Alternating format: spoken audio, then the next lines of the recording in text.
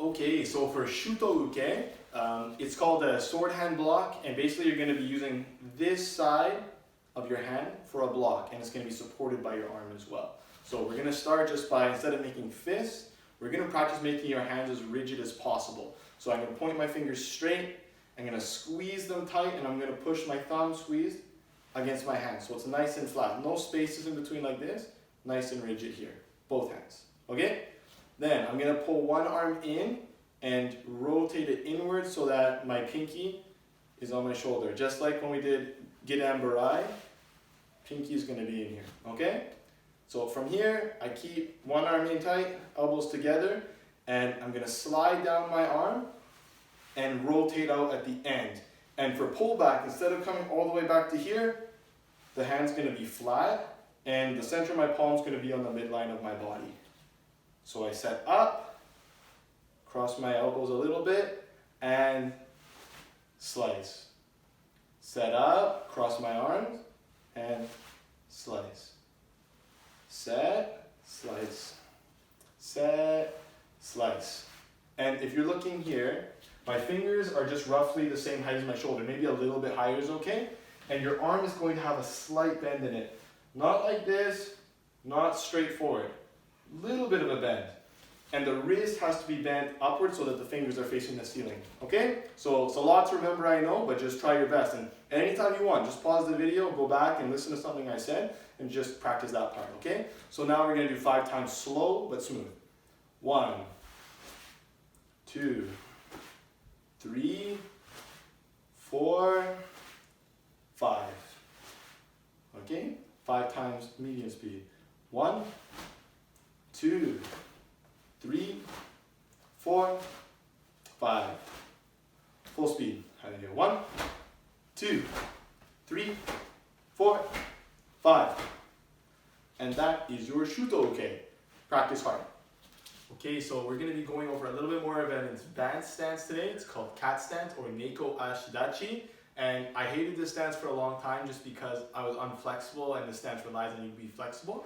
But once you get the hang of it, it's pretty cool, and you'll see it in most of your katas from orange belt and beyond. So you got to get practicing and get used to it. Okay, so first we're going to go through, I'm just going to show you the stance first of all. So in this position, so I have the majority of my weight on my back leg, a little bit on my front leg. So we say 70% of the weight goes on the back, 30% on the front. So very important to get used to that. So if I'm going this way, Zenkutsu Dachi, you can see that most of the weight is on the front and the back leg is more like a kickstand. Here in cat stance, I shift my hips back so that my hips are over top of my heel and my front foot is here like this. So important is the angle of the feet. So I'll go back to here. So I start in Musubi Dachi where my feet are on a 45-degree angle like this. I pick either foot, so let's do this foot here. I'm going to make it go forward. This is going to become my front foot. I bend my knees, keeping my posture straight and heels on the ground. And I just slide my front foot forward 1.5 feet length. So you find that just like this. So from here, here's 1 foot. I move it up and then just up to half. So 1.5 feet length like this is correct. Then you sink your hips down. From here, I'm thinking about pulling the ball of my foot into the ground just to keep me solid. And my back foot, or my knee, I have to externally rotate my knee and prevent it from caving inwards because that makes your step very unstable. So knees on the outside, in line with the toes here. Front knee in line with the toes here. Okay, so that's that. And I think that's basically it. I'll turn face this way so you get an idea of this one too. Musubi Dachi, foot goes forward, drop your weight, slide the front foot out.